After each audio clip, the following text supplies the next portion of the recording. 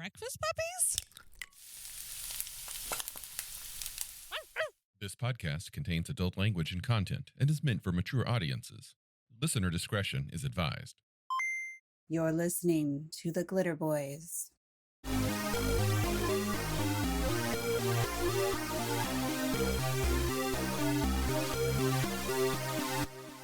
Folks, thanks for joining us again. It's just Jacob back here with NPC, and we're talking about one of the most boring OCCs in all of Palladium fantasy. Oh, man. Which one is that, Jacob? That would be the Mind Mage. Oh, no. We're going to get so much hate mail for this. All right. Yeah, we keep coming back to psionics because there's been a lot of discussion about it on our Discord. Yep. And we've had a lot of comments on YouTube and a lot of direct messages, some which weren't pleasant, but, you know, you do you, folks. You do you. The Mind Mage, we talked about the Mind Melter, which is kind of a, I felt it was kind of an uninspired class. And Jacob, you feel the same about the Mind Mage? I feel the same about the Mind Mage, although for different reasons. Mm-hmm. The Mind Melter, I wasn't here for that episode, but your takeaway on that was like there was so much more that could have been done with it, and they really didn't. Yeah, and I went and further clarified that on our Discord by basically, I think my biggest complaint with it is the Mind Melter doesn't melt minds. Yes. Whereas the Pyro does set everything around it on fire. The Pyro does what it says. Yes. Yeah. My take on the Mind Mage is it feels like kind of a one-trick pony class compared to many of the other classes in Palladium Fantasy. Yeah. It does have some inherent things. Here's what I like about the Mind Mage. First of all, variable power level. You can play a pseudo Mind Mage. Mm-hmm. Which you probably don't want to. You don't want to unless for some reason you're wandering around as a weirdly psionically gifted peasant with a whole menagerie of creatures following you. Yeah, and I think the pseudo Mind Mage, as in the actual Mind Mage class, but with shittier powers, is only an option in First Ed. It's only an option in First Ed. I don't believe it exists in Second. Okay. Then there's like the true Mind Mage. Yeah. One recommendation I have for game masters, there is this implied thing in the Palladium Fantasy rules that I don't think was intended to be implied, where the only way you could play a true Mind Mage is if you rolled that 90 to 100% on the psionic abilities. Honestly, at my table, anyone who's ever wanted to play a Mind Mage, you want to play a Mind Mage? Boom, fine. You're a true Mind Mage. That's First Ed. Yeah. I know with Second Ed, they have the text. It's like, if you want to get psionics, here's how you can do it. You can either roll on this, or you can just play a psionic character. Right. So I thought when you said the implied thing, I thought you were going to go in a different direction, which is the chance of having psionics. The implication, when you look at those numbers, is that 40% of the fucking population is psionic. Wait, what? Where did this come from? Well, I mean, if you look at the chance for psionic powers, you know,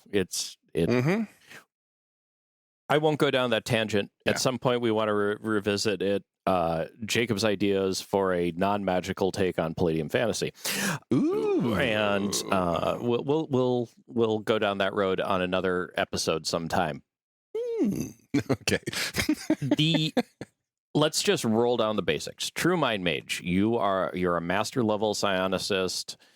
You get more ISP than other psionics do, which is good. Alignments allowed all over the map, which is good. And for the record, we're talking about First Ed right now, where the true Mind Mage is a thing. Right. Yeah. And, psionic abilities. The difference between a true Mind Mage and other Mind Mages is the ability to go up in psionic levels. Yeah. And access far more powers. Okay, so let's talk about what it means to have ISP in First Ed versus Second Ed. So we look at the True Mind Mage in First Ed. your ISP is equal to your mental endurance, your ME stat, plus the roll of a single 1d20. In first ed, that's a lot. Mm-hmm. In second ed, your starting ISP is equal to your mental endurance stat plus 3d6 times 10. Yes. So they got a bit of a boost in, at least in maths there. Into maths. Yep. Although, wasn't there an adjustment in ISP cost as well from first edition to second edition? Oh, yeah. Yep. Oh, greatly. Yeah. Yeah. Most of the powers in first ed are really low cost, single digits Mm-hmm. for the most part. Yeah. Until you get to the super high level stuff. Yeah. Something that the first ed does, in my opinion, better than second ed is I feel that the first ed sticks with the feeling of them being a man of magic with a lot of the same mechanical restrictions as the other men of magic in the book. With the progression of powers that they get, it's level based instead of pick from an array. And they grow and grow and grow and grow. I was just going to say it is with one interesting differentiator. Take a look at their weapon proficiencies list. What do we have here? Whoa. Oh, yeah, that's right. They're not shitty. Not at all. This is not your, their armor is the same as a wizard. Hard leather, studded leather, chainmail, double mail. But you come out of the box being able to select as elective skills things like battle axes, large swords, crossbows. It's a far more versatile weapon set than what wizards get handed and most men of magic. Yeah, they definitely come off as a more potentially badass wizard. And I will give credit here to first ed. The wizard, the summoner, the diabolist, the mind mage, all of them have access to hand-to-hand non-man of arms. In first ed, hand-to-hand non-man of arms does not suck. Yeah. Especially when you compare the numbers that you have in first ed, where you start the game with 1 attack per melee. There's a lot more of a even playing field when it comes to what those hand-to-hand skills give you. One of the points where I will give an OCC that I don't particularly care for a lot of credit is in the magic combat mind mage skill. Yeah. It feels really dialed in to being a mind mage. And while most of the combat skills in this game do a relatively good job, there are some weak ones, especially with men of magic. But this one, they dialed it in.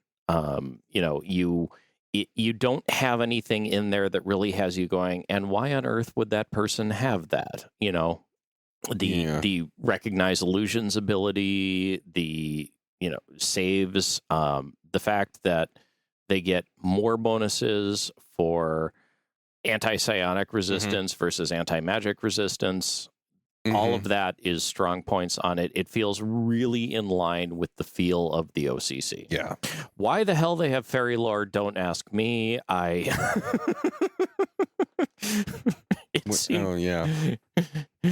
they get a bonus for Fairy Lord, I don't know. But yeah, that is an odd choice. But the only thing I can think of is so much of fairy magic in Palladium is illusion based. That is the only really go with that. Yeah. Well, okay. Comparing skills across first and second edition Palladium is different because of the way that Palladium first edition lets you choose your skills. Like when it comes to second ed and rifts and most of the rest of the Megaversal system, you have a lot of choice available. With first ed, at least with your elective skills, which would be known in second ed and other ones as your related or other skills, you have first ed gives you a definite hard list and you can only pick from this list. Whereas second ed is like, okay, you can pick all this list except for these. Yeah, this appears to on the surface be presented as a honestly kind of a shady class. Yeah. I mean, Yeah. A lot of their elective skills has me scratching my head. Recognize runes, study circles, study symbols, study wards. It's very much a man of magic class.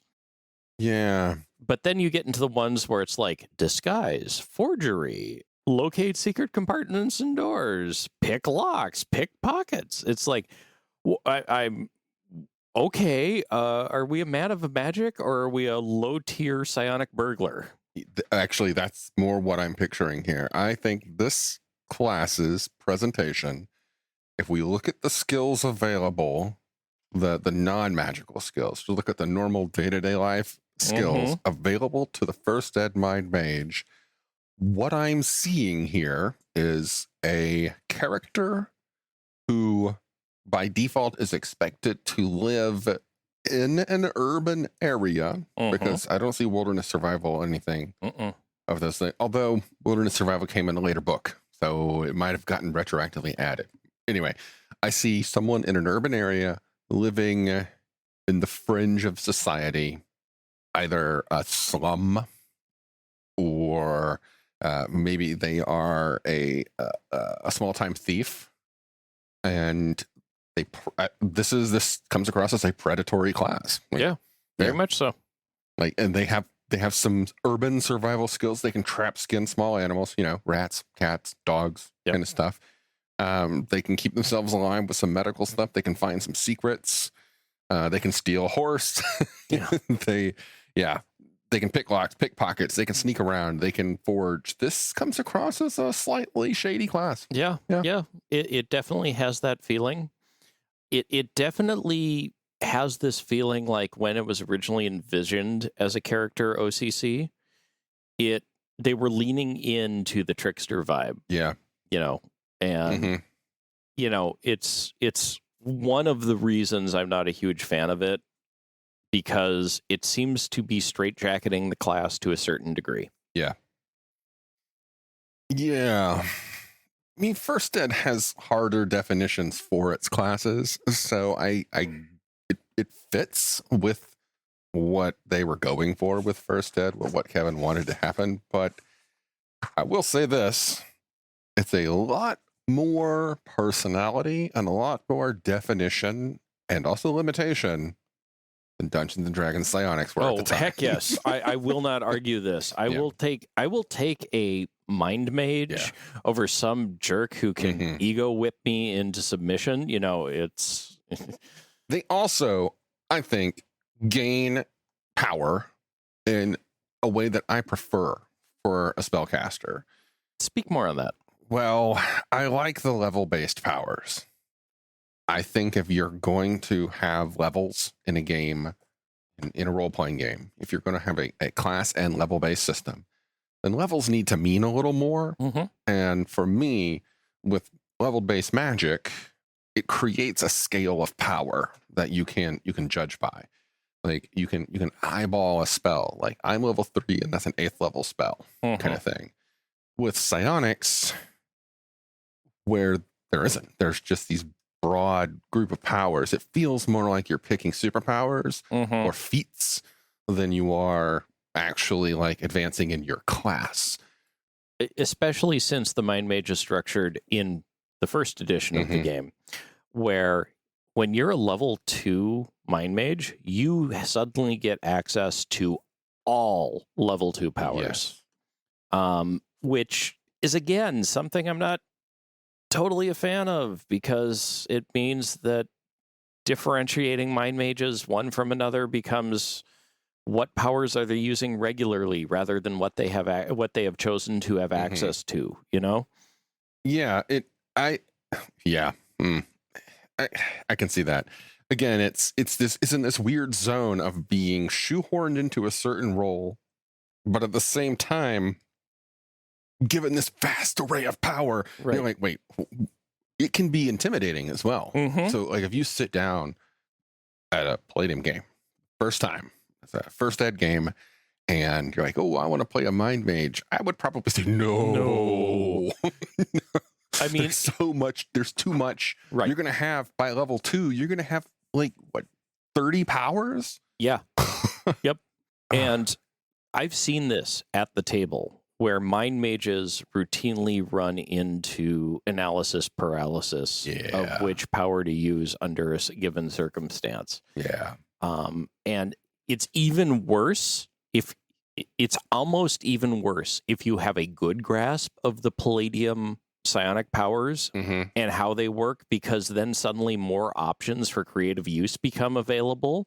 And since you have all of them, it's I could do this with bioregeneration, or I could do X with my level 3 power this, and it can sometimes be overwhelming for people. What I think could work better is to make the Mind Mage in First Ed a bit more functional for players across the board of experience, and also give it a little bit more definition, would be to open that skill list up a bit and make them a bit more broad. Like, give them some more social skills, or give them some of the skills like the merchant has or something. Mind mages could excel as merchants and businessmen. And then for the powers, instead of just being like, you get everything, be like, every time you level up, pick 6. Right. Something like that. Yeah. Yeah. Yeah. I'm not a huge, I love, let me be very clear here. I love psionics in first edition. I do not like the Mind Mage OCC. Gotcha. Let me be absolutely clear on that point. I just feel that the skills straitjacketed down one avenue. The powers are all over the place. The one thing I will say, though, and we've talked about this before in reference to Palladium magic, the power as you go up in level scales really well compared to some of the other classes in first edition Palladium, where why would you ever not be using this first level spell that freezes something dead in its tracks for 5 minutes? Yeah, and there's also the second level spell, I believe, is the one I'm thinking of, which is Immobilize. Yep. Level 2, Immobilize. That spell is broken AF. Yeah. We call it the Tiger Maneuver in our home games. Oh, Jacob, you were there for the Tiger Maneuver. I was there for the Tiger Maneuver. That was the one where you and I were sitting there staring at the book going like, we're misreading this, right? Right? We got to be misreading this. And the fact that I'd been playing Palladium for nearly 20 years and I never realized how broken that spell was still blows me away. Yeah. Well, and then, of course, everybody's favorite, Carpet of Adhesion. Yes. But back to psionics. The issue that I have with psionics in second ed is the same issue that I really have with Mind Melter. The class has there's nothing. It just has no spirit. There's nothing special about it. It doesn't even need to have like cool special bonuses or anything. It just doesn't feel like it feels like a nothing. Right. Like your thing is, I pick X powers from this list. But this list is the same list that anybody else who also gets psionics can get. That's all I can do, though. Let's just pick powers from that list. It just doesn't feel right. Yeah, I don't feel like it has any soul. It doesn't. It just and that's part of it. Like even some of the quote unquote more boring men at arms OCCs feel like they have more soul. So, if you listen to our last episode, though, when we were talking about Nightbane's Nightlands, one of the strengths of having a Mind Mage in your party. So here's Jacob flipping and going like, why you should play a Mind Mage. As the books in first edition go on, more things that can cause insanity show up. Oh, God. Yeah, especially in the Nightlands. Well, I mean, even in Palladium Fantasy. Yeah. One of the few ways to cure or mitigate the effects of insanity is having a Mind Mage available. Which They can do stuff when it comes to insanity that no healer can do. What are you specifically talking about? Well, flip on over to the insanity section. And because I was looking at this one when we were after a small digression that we talked about last episode, the OCC Mind Mage is one of the few that can go for the Cures for Insanity section. Correct. And the OCC Mind Mage can use hypnosis to cure disorders or neuroses. They're the only OCC that can do that. Yeah. With hypnosis. At least as the first book, I think they're the only ones who get any of the super psionic powers. If you have a traumatic isolated incident, such as you become a crippled schizophrenic alcoholic blacksmith man-at-arms, nothing is going to fix you unless you can find a mind mage. Or end up with a very specialized hospital, which again, you're in the Palladium fantasy world, hard to come by. Yeah. Again, psychosis. A psychiatrist, which last time I checked did not exist in fantasy, or a mind mage is needed. Yep. Again, if you're a mind mage out there, why the hell are you adventuring? What you need to do is set up in a major city and hang out a shingle for adventurers who have been horribly scarred and need recovery. And charge them through the nose. Well, that could tie in very well if you took Palladium Fantasy to run a ensemble urban campaign. Yes, very much so. With, instead of going out on adventures, you have characters that, like, you were a knight, but you're not a knight who goes questing. You're a knight in the city, but you deal with a lot of social things. But maybe you do attorney, or maybe you have to get together with your friends to solve a murder kind of thing. Yeah. Yeah. The flip side that isn't really ever called out under the OCC, but if you look at some of the later powers they have, while the Mind Mage is one of the few cures for insanity, a lot of their later level powers also cause it. Yeah. And they wheel and deal in mental trauma. Yeah. So, again, we'll wrap this up here. I'm not a huge fan of the class. It feels very straitjacketed. It seems to only really fit in urban niches.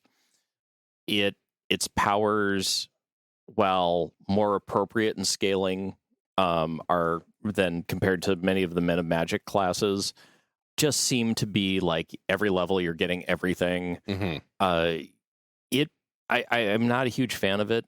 It's not bad. It's just like bland. Yeah. And so for me, one of the problems that I have with it in comparison to the other OCCs of Magic, right? You look at the wizard. The wizard doesn't just get spells.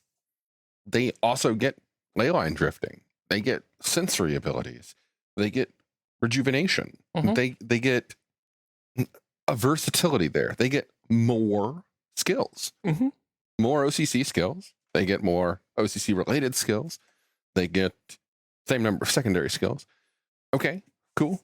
Let's look at the warlock. The warlock gets spells. They can summon elementals. They get sensory abilities. They get all kinds of cool shit that takes multiple pages to describe. You have the witch, which has a whole lot of versatility in how you build your character. And more character dripping out of its pores than almost any other OCC. You have the Diabolist and the Summoner, both of which have these lists of cool things that only they can do. Right. And then you have the Mind Mage, which... Until you hit second level, 40% of the population can do to some extent. Pretty much. Except for those super psionic abilities. But, like, you don't even get the cool powers until third level. Right. It just feels like I don't know. It's cast off. It's bland. Bland. I mean, they fixed so many problems with the psionic system from Dungeons and Dragons when they created Palladium Fantasy, and I will not take that away from them. So what I have done in the past is I have retrofitted the Beyond the Supernatural take on psionic character classes into fantasy a couple times with pretty decent success. And not all powers translate over well, but it creates far more personality, far more feel to the class. Like a psionic healer feels much different than, some of the other psionic character classes of Beyond the Supernatural. Yeah. Yeah. Yeah, I could see that. I don't have anything good to say about it. It's a bland class. It's a bland class. It's not a bad class. It's just not the most... It doesn't wow me. Yeah. Yeah. And remember, Kevin's all about that wow factor. And Kevin is all about that wow factor. Yeah, this one, a little bit less on the wow here. Yeah. Well, that's all I got to say about that. Yeah, I mean, here, if you want to, level up to level 6 and then be able to cause an entire party of NPCs to have nightmares for the rest of their lives, this is the class to play. Yeah. It's a rough road to walk until you hit that point. But, it is what it is. It's still better than what came before. I just don't think it was quite there yet. Yeah. Unfortunately, in second ed, especially, not so much in first ed, but in second ed, a lot of the cooler enemies that you're going to be encountering are psionics. Yeah. Yep. You basically become the status mage in a JRPG that can't do shit to bosses. Exactly. Yeah. Yep. Yeah, weak. Well, folks, drop by our Discord and tell us how wrong we are and restart this whole psionics conversation all over again. Yeah. Can't wait to hear from you. And we appreciate your time listening and commenting and generally enjoying the world of Palladium role-playing games for all of the glorious things that they let you do and their weird oddities. Yeah. Thanks again. Thanks. Catch you next time. Starships, magic, mystic martial arts, romance. All of these can be found in A Cloak of Blades by Isaac Scher. You might have heard my name before. I've done a lot of voiceover work for Breakfast Puppies, and I've recently released my first novel. It's available on Amazon as an ebook and paperback, and you can get it for free if you have a Kindle Unlimited subscription. I do hope you'll support my work as you're supporting Breakfast Puppies, and it's been a pleasure talking with you today. Have a good one.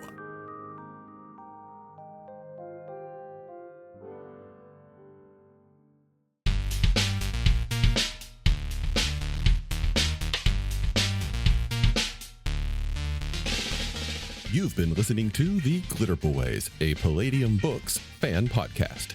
Glitterbois, Rifts, the Megaverse, and all other such topics are the property of Kevin Siembieda and Palladium Books. Please buy all their stuff and help keep them in print and making more games. You can order directly at palladiumbooks.com, and their entire catalog is available digitally at Drive-Thru RPG as well. Our opening music is 8-Bit Bass and Lead by Furby Guy from freesound.org. This closing music is Caravana by Philip Gross, available at freemusicarchive.org. All sound effects used are self-made or acquired via Creative Commons Zero license. If you like what you have heard, find us on Twitter and Facebook as The Glitterbois. That's BOIS. And check us out online at breakfastpuppies.com/glitterbois. And also join us on the Breakfast Puppies Network Discord at breakfastpuppies.com/discord. And if you want to help us out, please spread the word and help us build a community. Thanks again for listening. We'll catch you next time.